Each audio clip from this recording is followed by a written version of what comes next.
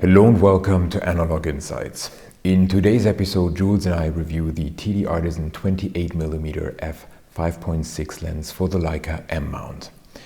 Visually, this lens invokes early vintage wide-angle lenses similar to my Leitz Hektor that I have here, or kind of the modern replicas like the Leica Summaron-M 28mm f5.6 lens that is currently available.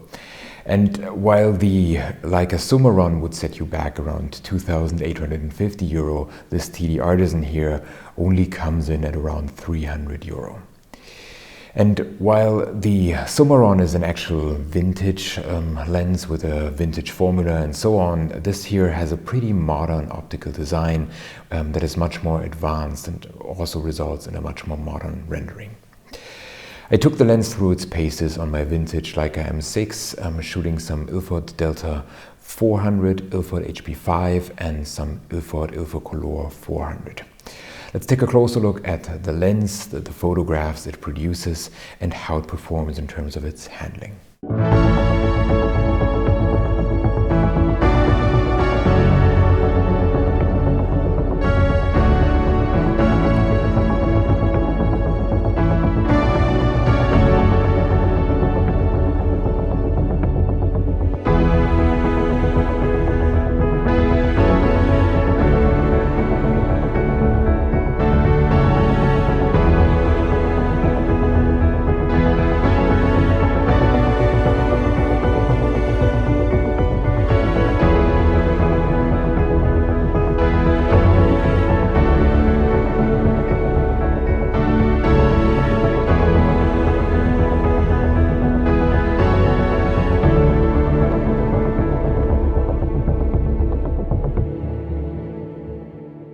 The TTArtisan 28mm f5.6 lens is cosmetically very similar to the vintage Leitz lenses from the 1930s all the way up to the 1960s.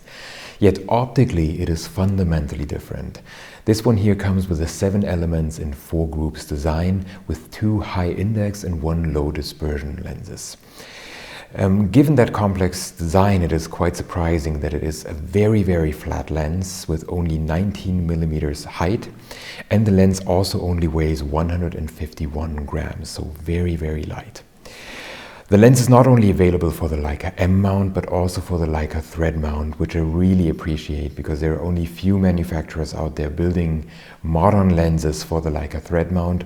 And if you're in the market for such a lens, it can be really nice to be able to tap into a modern rendering lens as well and combine that with a very vintage Leica Thread Mount camera if you're into that.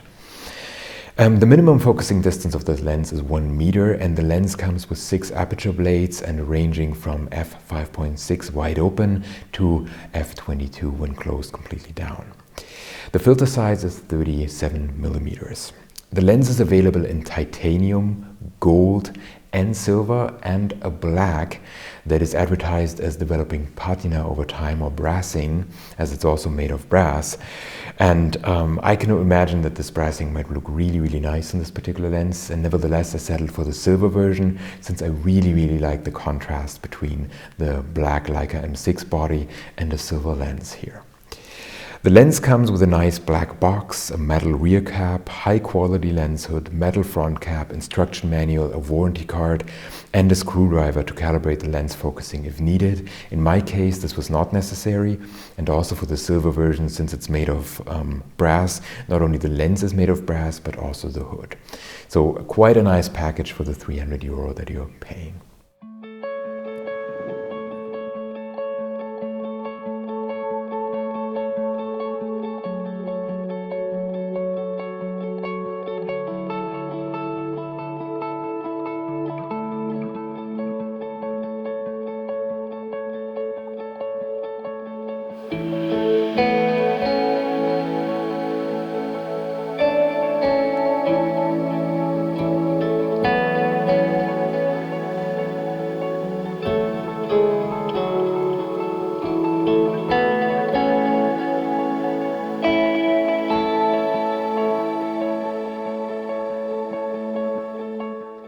So what about the performance and the results? I was positively surprised by the sharpness and modern rendering of this lens. So while this lens looks like a vintage lens, it actually performs on par with any other 28mm Leica M mount lens with a modern rendering. I was particularly surprised by the very nice foreground to background transitions and the bokeh that this lens produces at closer distances. So if you look at this image here of the McDonald's bag in the foreground and the bridge in the background, you kind of get what I mean. And what I also find surprising is the sharpness this lens produces, especially in the center of the frames. Here's a good example where you can see that it still retains that sharpness towards the edges of the frame, but at the very corners of the frame it really loses a lot of sharpness and also becomes a little bit more busy and some vignetting as well. But still, this image here is a good demonstration. Towards the edge you have the crisp typography, so you still get a lot of sharpness here, but then in the very corner of the frames it loses quite a bit of that. When shot against the lights, you do get quite some ghosting and flaring, and also as a result of that the lens loses quite some sharpness. And here, when shooting at the seaside with some strong sun out and shooting against the light, I accidentally created some images that looked more like paintings than like photographs, at least to my eye. If you look here at the upper edges of the trees, you kind of know what I'm referring to. In terms of color reproduction, it is really good and what you would expect, in contrast to a vintage lens that sometimes, because of single coating, kind of changed the character of a film. This one really elevates the character of the selected film and really produces the colors that you would expect. What I really like about this lens is the kind of character and feeling it produces, especially at closer distances. I didn't expect that from an f5.6 lens, to be honest. I would expect that from a 28mm f2 or even f1.4 lens that would of course also be typically significantly more expensive. Here I simply didn't expect that, or I would expect it of a 35mm lens where you can go even closer and then produce the kind of bokeh and foreground background transitions that this lens here comes with. So this is really a surprise, and what I really like about this lens, the kind of feeling you can create, especially at closer distances.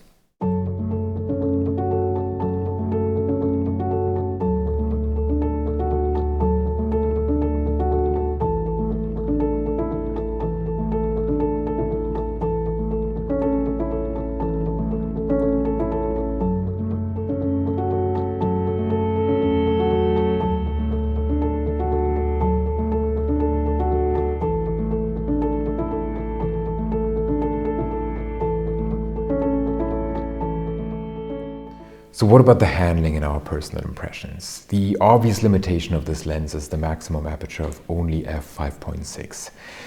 And that naturally limits the kinds of light conditions or situations and the kind of film speeds that you can use it with. In my case, I shot my first roll of film at dawn with Ilford HP5 pushed to 800 and then shooting mostly at 1/60th of a second and only stopping down occasionally when there was a little bit more light available. And that already gives you an indication in a typical use case, this would be the scenario. Of course, when you work with flash, it's different. Of course, when you have a lot of sun out there, and you can also go for an ISO 100 film and you're perfectly fine. But by default, it's a little bit of a limitation. I really like the small size and handling of the lens. It also comes with an infinity lock for the focusing ring, which is a little bit of a nod to vintage lenses and reminded me of my Leitz Hektor. And coming from a Hektor, of course, I get quickly used to that.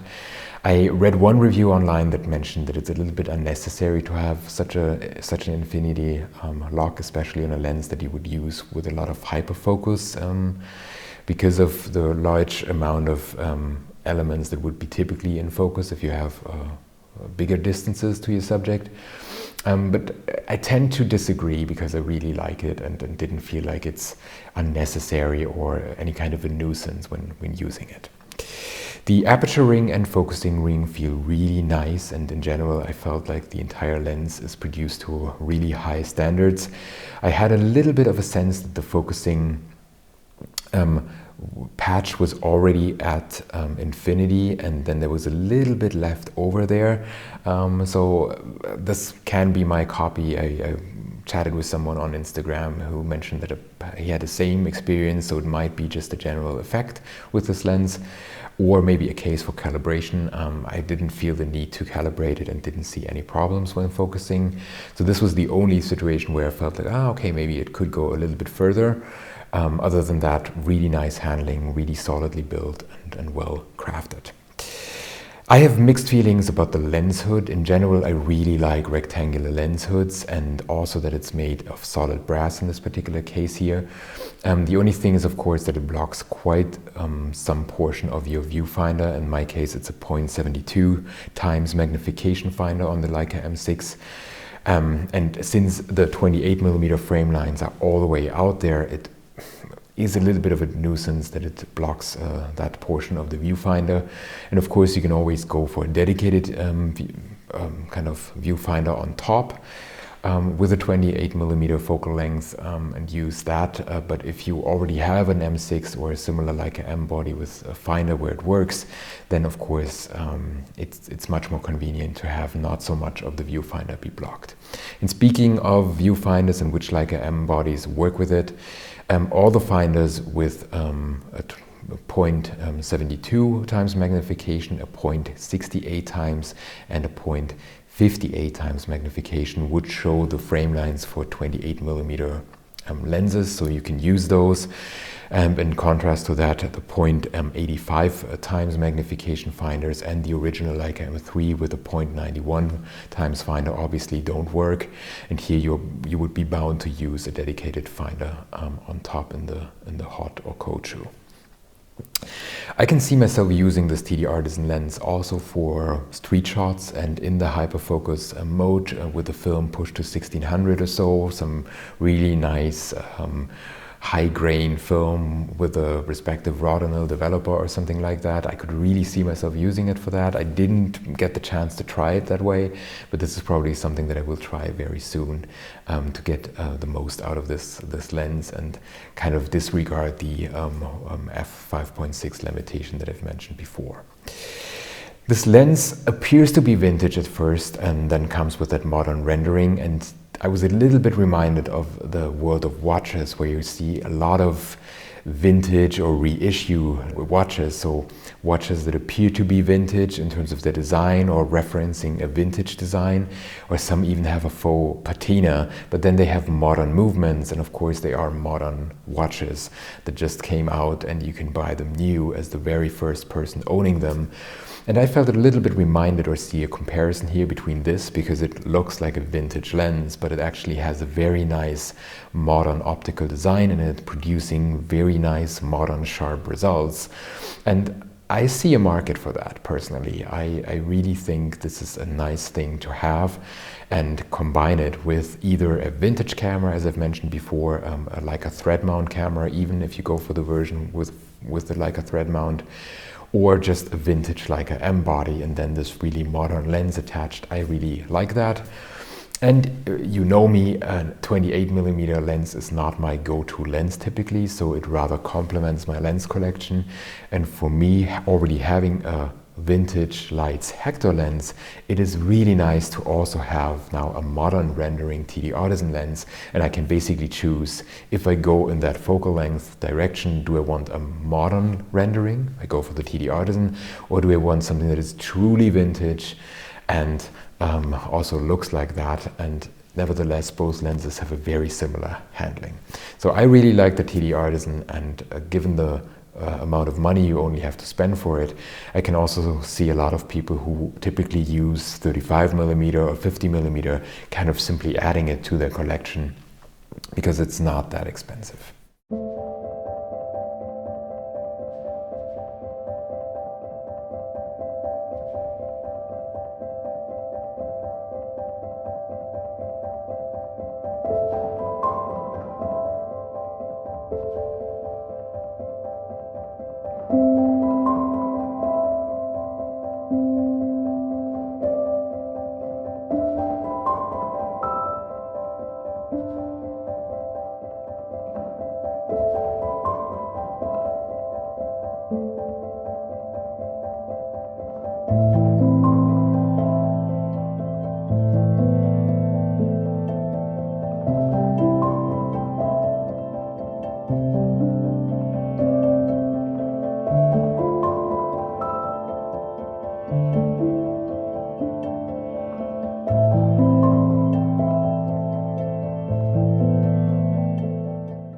So, thank you very much for watching. I hope you enjoyed this episode of Analog Insights and our review of the TTArtisan 28mm f5.6 lens.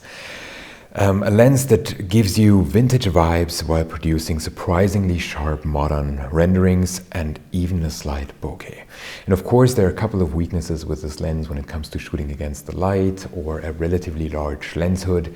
And yet, I think these are justifiable looking at the €300 price point. I think you get a really good package and solidly performing lens for this amount of money. And personally, I particularly would recommend it for complementing your lens collection. If you are a 28mm shooter and this is your primary lens, then I think there are better alternatives out there.